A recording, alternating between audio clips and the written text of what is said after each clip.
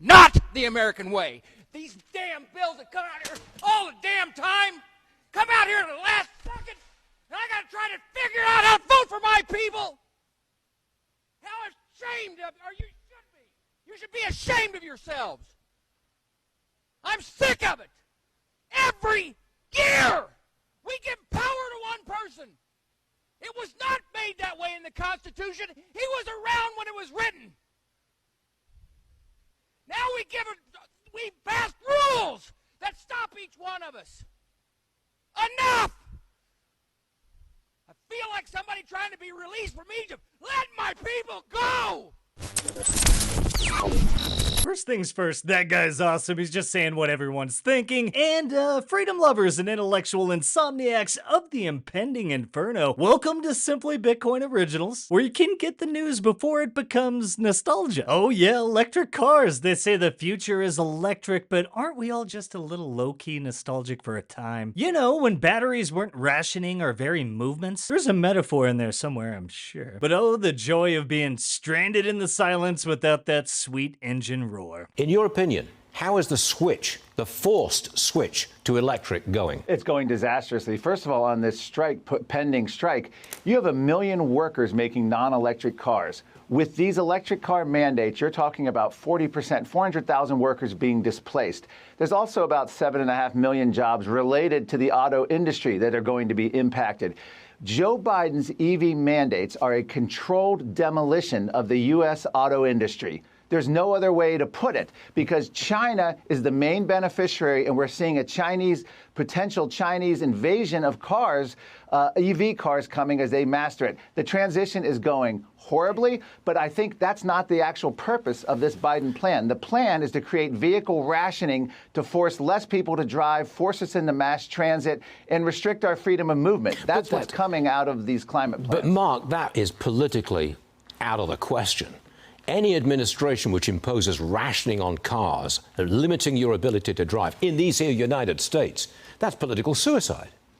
It is, but that's why it's in 2035. That's why it's several years away. But here's the key. Has Congress voted on a car ban? No. Has even the California legislature voted? No. This is all being done bypassing democracy. In many ways, the same way the COVID restrictions. We didn't vote for church closures, school closures. Well, we didn't vote now for food restrictions. We didn't vote for the gas-powered car ban.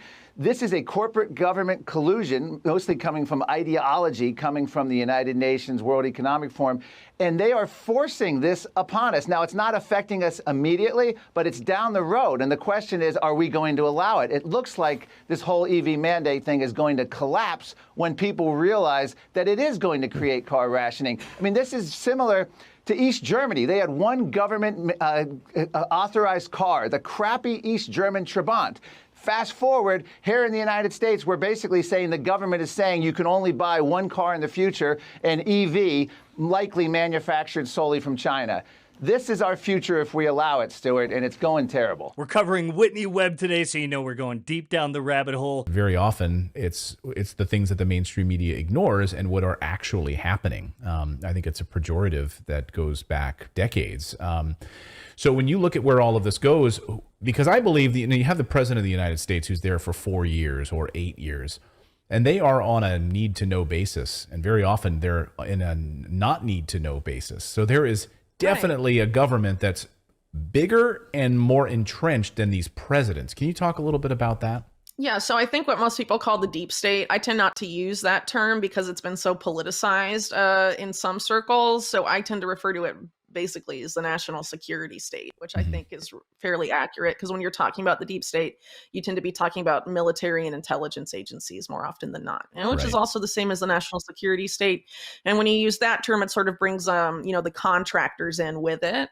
And so when you look at the contractors of the national security state, you're looking at groups like MITRE that are really shady, in the RAND Corporation, also very spooky. But also the Silicon Valley giants, right, are almost all major contractors to the national security state. So that's, Google, Microsoft, Oracle, Amazon, a lot of the big names of Silicon Valley are also tied up in this now. And so I think that's pretty much the best way to think of it. You know, a lot of people, when they talk about Silicon Valley, divorce them from the national security state, but they've essentially fused, and that's been a major theme of my work over the past probably like three years, maybe 4 years or so. Bitcoin's the name, unsettling is the game, and it's not just digital gold. It's the escape hatch from a sinking financial Titanic. And I hope you've got your lifeboat ready. We've got a lot to cover. Let's get it. Oh, I was going to say, I sort of see a lot of just similarities in the, in the cover-ups, the powerful people, the elites that don't want you to have access to this information. I think there's a lot of commonalities between these stories, right? Yeah, well, if you have a particular network, that's even decentralized, right, and they're able to get away with things decade over decade, they're not going to stop that behavior because of a lack of accountability. And so these particular groups that are affiliated with either organized crime or intelligence or, different power brokers, more often than not, the law doesn't apply to them like it applies to the rest of us. So they're able to sort of get away with certain crimes if they're in bed with the right actors, or if they're benefiting the powerful enough, making the money, things like that. So, I think that was probably true, with FTX, it's pretty clear that was serving a particular purpose for certain powerful people, and that the fraud going on there was benefiting certain powerful people, because you're not just having, the government and the Department of Justice and law enforcement sort of, essentially turning a blind eye at this point to him. But you're also having the mainstream media cover for him, because someone like Bernie Madoff, for example, within a couple of days, he was arrested. The media was totally, against him. And what we're seeing with SBF, as he's called, Sam Bankman-Fried, is quite different. Right. It's very apologetic in a sense, and very sympathetic to his case, when in reality, if you're looking at the court filings and all of this, it's very clear that he was a brazen financial criminal. Right. So our data overlords, think of them as benevolent harvesters. They take and we keep on giving. One search history today is tomorrow's blackmail. So if you looked up how to hide a body after watching an episode of Criminal Minds, you're definitely on someone's list. The other big cover-up aside, I would say, from the Epstein-Clinton relationship was the Epstein-Bill Gates relationship, which, if you believe mainstream media, Gates and Epstein didn't meet till 2011, but there is extensive evidence that they knew each other in the 90s, if not maybe earlier. And definitely Bill Gates was involved with Ghislaine Maxwell's siblings in the 90s. That's completely documented. So that's been completely glossed over. The reason I would argue is actually beyond Bill Gates. I think it would create major problems for Microsoft as a company, because it's not just a Bill Gates-Epstein relationship. Epstein was very involved with the chief technology officer of Microsoft and several other top executives in a very significant way. So now let's move on to tech toilets. That's right, Orwellian outhouses, if you will. If you ever wanted a gadget to clinically inform you that yes, your choices last night were definitely a mistake, well, voila! All of the surveillance of the NSA, that the NSA and all the other agencies suck up on you and data mine from you, it's all linked to your name in that database. So it's just a massive trove of data. And the way they turn that into actionable intelligence is through Palantir. Palantir is a definite CIA front company, funded with Peter Thiel's money, but also with NQL money. From the off, yes. And their first, for the first, I don't know, I think 3 years as a company, their only client was the CIA, which basically molded their product into what it is. And according to Alex Karp, who I believe is still CEO of Palantir, the CIA was always the intended client of Palantir when it was created. Palantir, from the evidence, seems to have been expressly created to replace a DARPA program called Total Information Awareness that was designed and going to be run by one of the top people from Iran-Contra, John Poindexter, who's also considered to be one of the godfathers of modern surveillance. And total information awareness was totally attacked in even the mainstream media, in Congress, the ACLU, across the board dissent. They said it would eliminate privacy in the United States and totally destroy the Constitution. And so the program was defunded, but it was resurrected with the involvement of Peter Thiel and Alex Karp and Richard Pearl. who's from the Reagan administration, was an advisor to the Bush administration and one of the architects of the Iraq War. He was there connecting Thiel with Poindexter to sort of bring resurrect TIA as Palantir, and so that's essentially what happened. And in the same time frame, another DARPA program was on the chopping block for the same reasons, called LifeLog. And Peter Thiel comes in and essentially puts a bunch of money behind Facebook, which is, today is analogous to what the LifeLog program was. And the day that LifeLog was shut down is the day that Facebook launched. All very coincidental. Yeah. See, good old Facebook, where reality is distorted and your data's contorted. It's the place where 2D friendships outshine 3D ones. And so the WEF is basically developing policy papers that bring that type of system into fruition, but they tend to kind of cloak it in sort of this foul of like fake communitarianism type of fake collectivist type of vocabulary, I guess, where they sort of try and manipulate people to buy into it by sort of perverting a lot of, like I call it sort of like the Star Trek philosophy, the needs of the many outweighed the needs of the few. Right. So they're basically urging you for the good of the world and the good of the planet or the good of the poor, whatever, to have a large reduction in your standard of living and a large reduction in your rights. Why it's very obvious if you look at Davos or the World Economic Forum annual meeting that, these are policies being created for the benefit of the elite class who don't plan to also make those collective sacrifices that they're trying to market to you. So basically what it's leading to is a merging of public and private power with the intent to create ultimately a neo-feudal system where you have an elite class and then you have the underclass, like a giant underclass.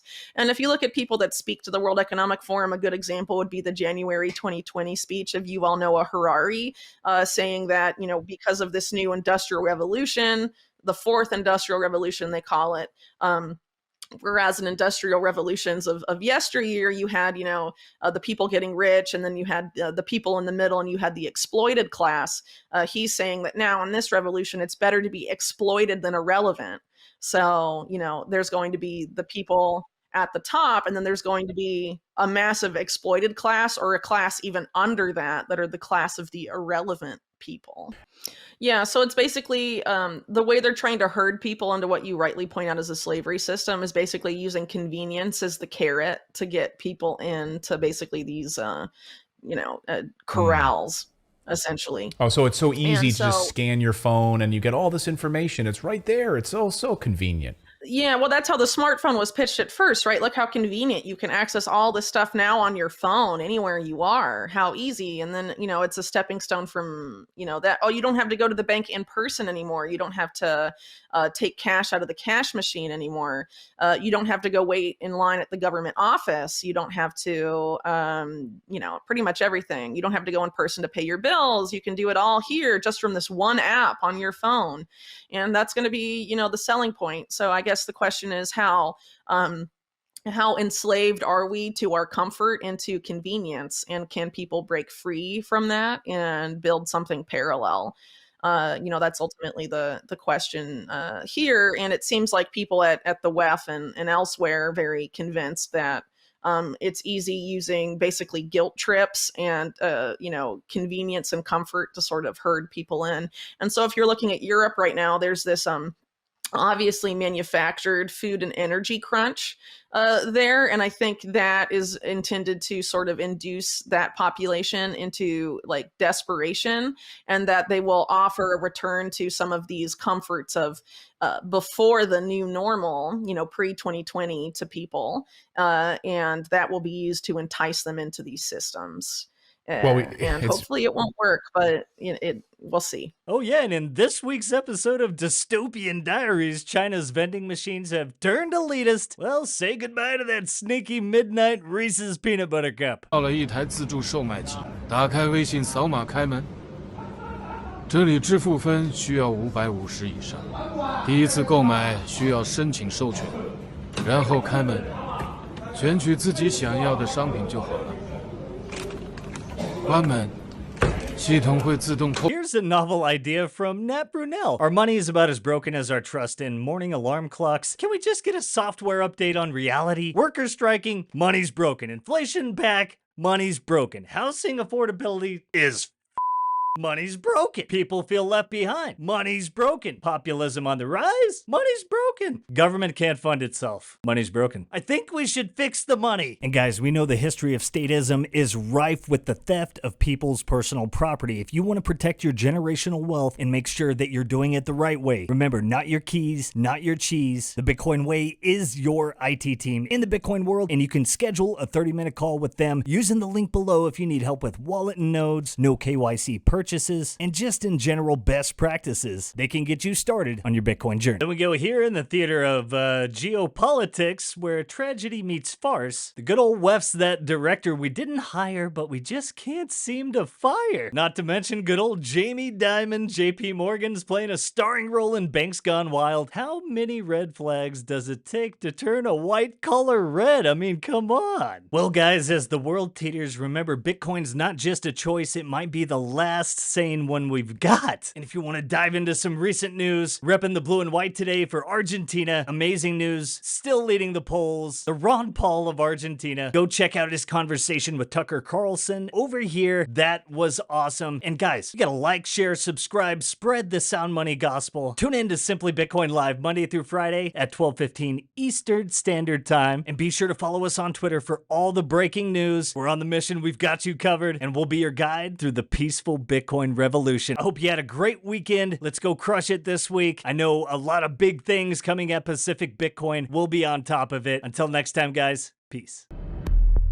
Interesting how they all marched in perfect lockstep while chanting the same slogans. This pandemic has provided an opportunity. Here we are now with an economy in crisis, but with an incredible opportunity. It's certainly a major crisis, but it also offers us a unique opportunity. Unprecedented opportunity to rethink and reset. The great opportunity for reset. Opportunity for us to reset. For a reset.